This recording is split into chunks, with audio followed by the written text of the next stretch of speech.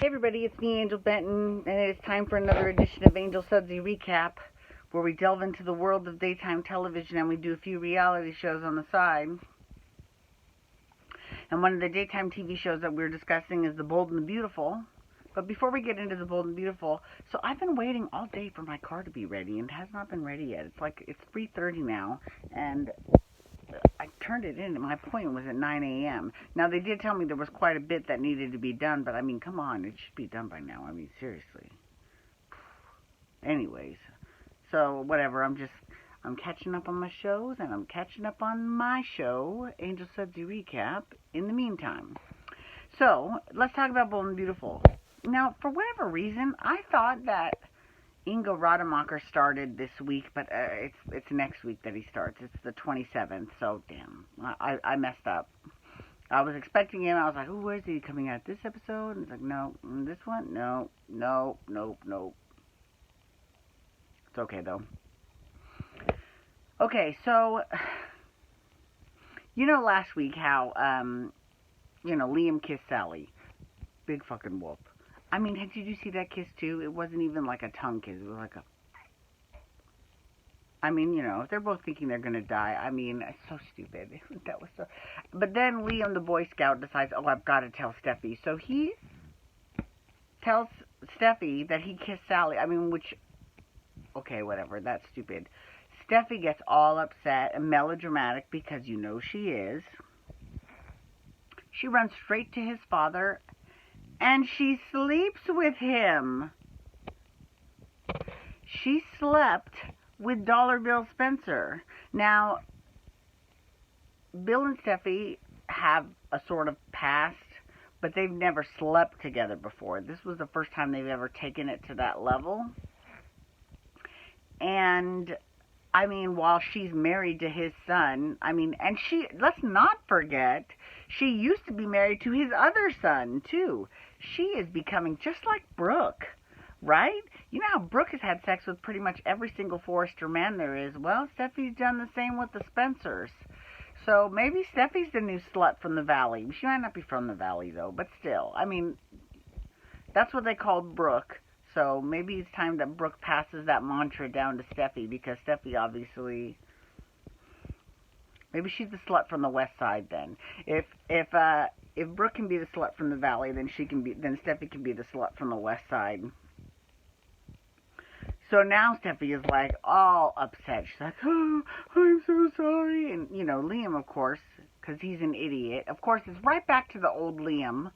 I really liked Liam when Liam had balls and he actually stood up to Bill. Now, when he blackmailed the company away from Bill, that was fierce.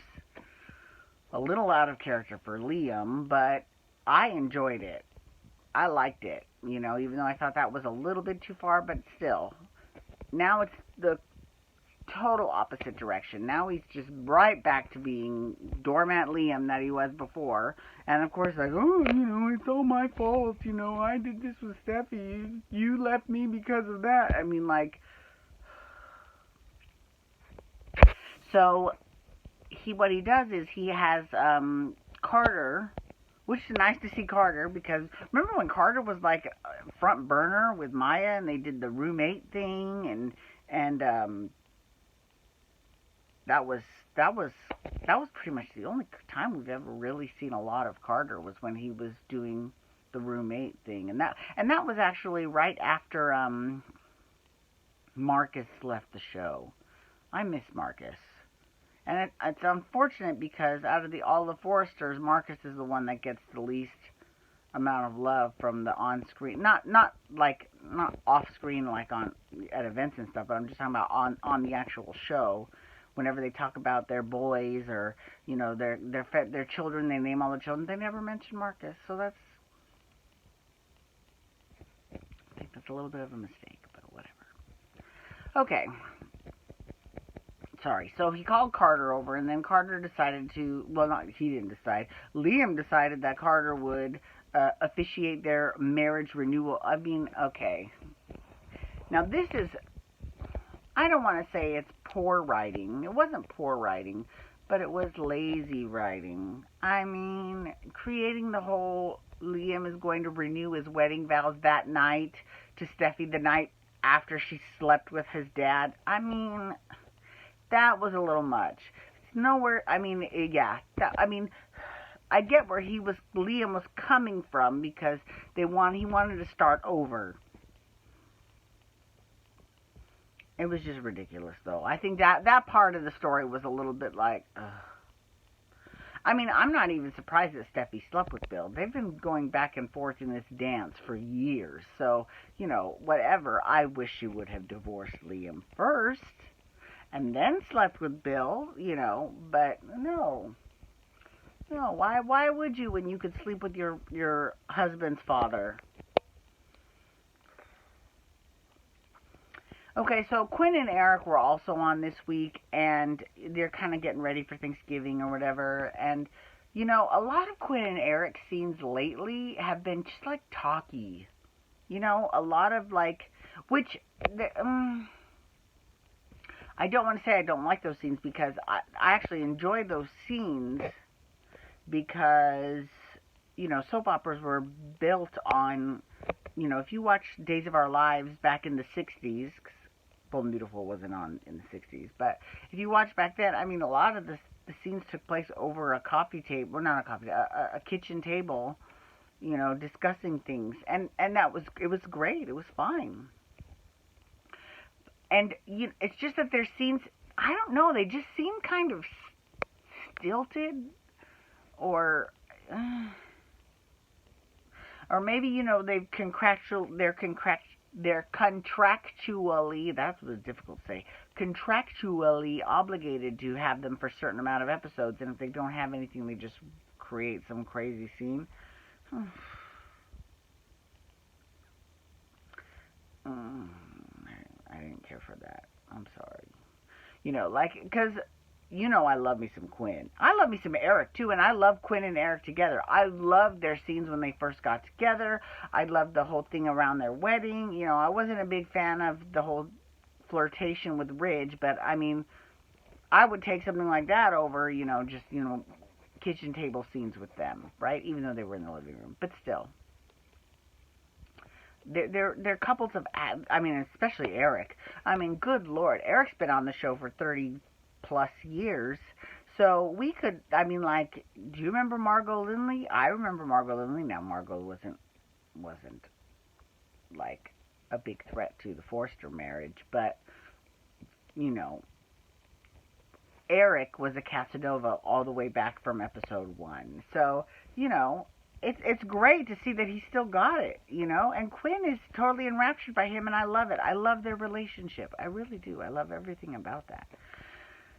So their second sort of kitchen table day, because they had more than one day this week, the second day was all about them. They kept mentioning Sheila Carter. So I don't think that they would mention her if she wasn't coming back at some point for the show. So we'll see how that goes, because they just were beating over our head Sheila Carter. Funny though, who hasn't been mentioning Sheila Carter? And that's Young and the Restless. Because, she got her start on Young and the Restless, and then she came to L.A., and then Lauren came to L.A., and, because I was thinking about all of the characters from Young and the Restless that have come over to Bold and Beautiful. Lauren Fenmore, Ashley Abbott, Sheila Carter, and there's actually been a couple characters that started on Bold and Beautiful and then went to Young and the Restless, like Deacon Sharp or Amber Moore. So, but I haven't seen, with the exception of Sheila coming back to Bold and Beautiful, I haven't seen a lot of, the last time I saw a crossover, I think it was when Eric went to, when Lauren was buying Fenmore's back, and she was dealing with Jack, and then Eric came and sort of butted heads a little bit with Jack, saying, I'm going to buy Fenmore's, and Jack was furious, and he just did that as a favor to Lauren because he loves Lauren so much. But that was actually really cute. And then before that, it was when Rick, when he was married to Caroline, that's how long ago, they came, and Caroline sort of had a moment with Noah, because in real life they were married. They're not anymore, but they were married, so that was a cute moment too. But really, that's really all that this show has been. I mean, and then Katie had sort of like it wasn't like a sex scene, but they had, I mean, well, for a soap it was, right? And she had like a little scene where her and Wyatt were enacting their fantasies, and, well, it was actually her fantasy, and she created everything, and he was a pizza delivery guy. I gotta say this, though. With that red baseball cap and that fake mustache, did he look exactly like Mario from Mario Brothers? Am I the only one that thinks that? Because I was like, oh my god, that's Mario. Do do do do do do do do do do do do do. Anyway, sorry. Only if you're of a certain age will you get that reference. That's fine. It's fine. Whatever. Anyways, I want to say thank you so much for logging on today. I do appreciate it. Please feel free to follow me on Twitter, Instagram, and Snapchat at Angel Benton. And you can hashtag Bold and Beautiful to talk about the Bold and Beautiful with me. You can also hashtag Dancing for Relevancy, because I'm doing my very final, at least for this season, Dancing for Relevancy recap next. And you can also hit that subscribe button on my YouTube channel to get my YouTube videos sent to your email inbox every single day. Thank you so much for logging on today, everyone. Have a wonderful day. Peace out. Maybe I'll get my car at some point. Wubba, wubba, wubba.